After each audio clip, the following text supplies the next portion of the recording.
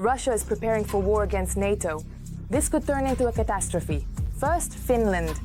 Steps toward escalation have been taken. Putin blindly believes he can intimidate everyone. Moscow is strengthening its flank. Could the dictator really try to go further? His plans involve more than just one alliance country. You'll find out more about this in the next segment. While the whole world is focused on the war in Ukraine, Russia is quietly opening a new zone of tension in the Arctic. Near the border with Finland, the Kremlin is building up its forces. Satellite images analyzed by the New York Times confirm these are not temporary maneuvers, but the foundation for something bigger. At this very moment, it is Ukraine that is bravely defending all of Europe, and that's a fact. Just a few kilometers from the Finnish border, in Kamenka and Alakurti, hundreds of new tents have been set up. Warehouses with equipment have been built, as well as hangars and shelters for fighter jets. And at a helicopter base that had been abandoned for almost 2 decades, combat vehicles can once again be seen. The scale of construction and the concentration of forces indicate that these are not temporary maneuvers, but rather a long-term strategy by Moscow, supposedly in response to NATO's expansion, which the Kremlin considers a threat. Russian troops are strengthening bases and building military infrastructure near the Finnish border, which may reveal their strategy regarding what will happen after the war in Ukraine, writes the New York Times. Finland joined NATO just 2 years ago, and today it is already facing the threat of an unstable neighbor. Its border with Russia, the longest in the alliance at 1,270 kilometers, is turning into a new line of potential conflict. And although there is no direct aggression yet, Helsinki is being mentioned more and more often in NATO statements. You have to understand that even back in the Soviet Union, the only border with NATO that the Soviet Union and later Russia had was the border on the Kola Peninsula. Well, we won't count, Poland. And that was a very small border with a corresponding climate. Obviously, no one expected any kind of large-scale offensives there. It was roughly the same kind of border as the one somewhere out there in the Bering Strait between the Soviet Union and the United States. So hardly anyone paid much attention to it, but considering that there was still Europe, the Soviet Union did have some opportunities there. In Soviet times, there was the so-called Leningrad Military District. Recently, Putin made the decision to restore this district, which had once been disbanded because supposedly there were friendly relations with Finland. I don't know, no one was threatening them at the time. But the situation has changed. Sweden and Finland have joined NATO. Moscow is systematically strengthening its northern flank. According to Finnish military estimates, they have about 5 years before Russia will be able to deploy forces at the border that could pose a direct threat. Russia has a very serious problem specifically with its personnel units. Over the past 3 years, they have either been almost completely destroyed or worn down to such an extent that there are virtually no professional officers, sergeants, or enlisted personnel left. That's why the army has to be rebuilt from scratch.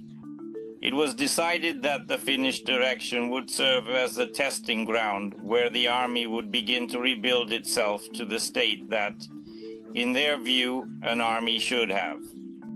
They increased the number of personnel, and according to their law on the armed forces, they are actively trying to build up some mechanized units.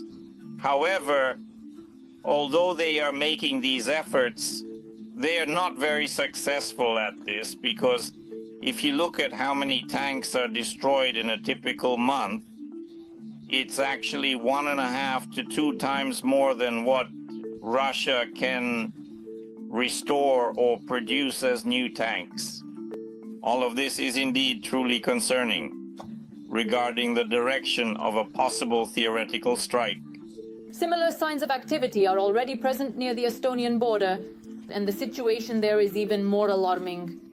This border, first of all, is the least protected.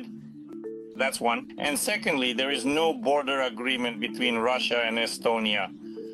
In 1940, when Estonia was annexed, 20% of the territory of the then Estonian Republic was transferred to Soviet Russia, to the Pskov region. and Estonia still demands that Russia return its territories.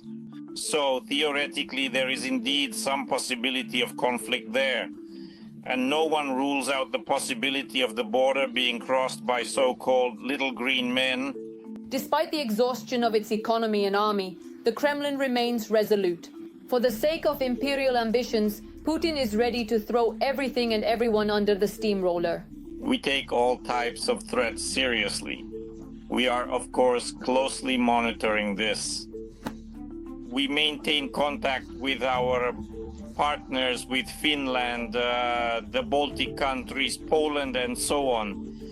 That is, we also maintain contact with other NATO countries, with the alliance, with the main capitals, whether it's Berlin, Paris, or Washington. So, in principle, well, the situation is not new and very consistently we are moving forward in strengthening our defense capabilities. It cannot be ruled out that Russia is preparing for a major war with NATO. According to German Federal Intelligence, the Kremlin views the conflict with the West as systemic and could be ready for a full-scale confrontation by the end of the decade. According to Lithuanian intelligence assessments, Moscow is not yet capable of attacking the entire alliance, but may try to test NATO through a limited attack on one or several countries. And while Ukraine is holding back the Russian army in the south and east, the next act of aggression is already unfolding in the north. The Russian nuclear cruiser Admiral Nakhimov has set out for trials after 25 years of inactivity and repairs. But there's a catch. What is Putin hiding? The Kremlin is presenting this as a triumph, but experts are already shocked. Why does Putin really need this ship? All the details coming up. Every voice matters. Join our community, support independent journalism and help us bring you the truth from Ukraine. Become a member of Ukraine Today. Join us now. Russian propaganda is rejoicing the nuclear heart of the giant has started beating again. Now NATO is really in trouble. After all, the modernized heavy nuclear missile cruiser of the Russian Federation, Admiral Nakhimov, has gone out for trials. The heavy nuclear missile cruiser of Project 11-442M, Admiral Nakhimov, has begun factory trials. This means that our Navy will soon receive the most powerful warship with unlimited range. However, Russian propaganda is tactfully keeping quiet about the price at which this was achieved. And even though the nuclear cruiser looks intimidating in computer-generated images, in reality it is just ordinary Soviet junk that has been rotting for decades in the semi-abandoned docks of Severodvinsk. Just imagine yet another of Putin's prides, which is being trumpeted from every Russian iron, was launched all the way back in 1986. It's already, well, basically quite an old ship. It was commissioned into the fleet in 1988. At first it was called Kalinin. That's it. And I remember that this ship was in the Mediterranean Sea, and at that time there was information that something happened to its reactor. That's it. Because there was some kind of emergency situation, it was urgently withdrawn from active duty back then. In addition to mysterious structural defects, the Soviet atomic pride of the USSR also turned out to be technically outdated. Just 9 years after entering service, in July 1997, the ship was sent for repairs. At first, as part of the cruiser's modernization, it was planned to replace the morally obsolete radio-electronic equipment. It was assumed that after installing modern digital systems on the ship, the cruiser would return to service. In the Soviet Union, when it was being built, it was supposed to operate as a ship, a carrier killer, or a killer of carrier strike groups. It had 20 Granite missiles on board, which could be launched simultaneously. They would fly in a pack. But no matter how much the Kremlin invests in modernizing yet another of Putin's toys, it's hard to call the resulting vessel a true nuclear missile cruiser. Right now, the ship is only undergoing the process of degaussing, after which sea trials are set to begin, which are expected to last about 2 more years. Only after that, and only if things go well for Putin, will the Admiral Nakhimov return to the ranks of the Russian Navy. A ship spending 25 years in repairs is absurd. It was only 16 years after the repairs began that they even came up with this plan, the repair plan for this cruiser. There is a high probability that everything will just start breaking down now. Nevertheless, by 2026, the Kremlin promises that their nuclear cruiser will be equipped with a new radar system, as well as modern weaponry, including Zircon hypersonic missiles, Kaliber cruise missiles, Onyx anti-ship missiles, and the Fort M and Panzer M air defense systems. And the much-praised vertical launch system, touted by Russian military correspondents, will allow the ship to launch up to 80 missiles of various types. But all of this is just in theory. It's very hard to say what exactly they've made out of this monster, because this is the first modification of its kind.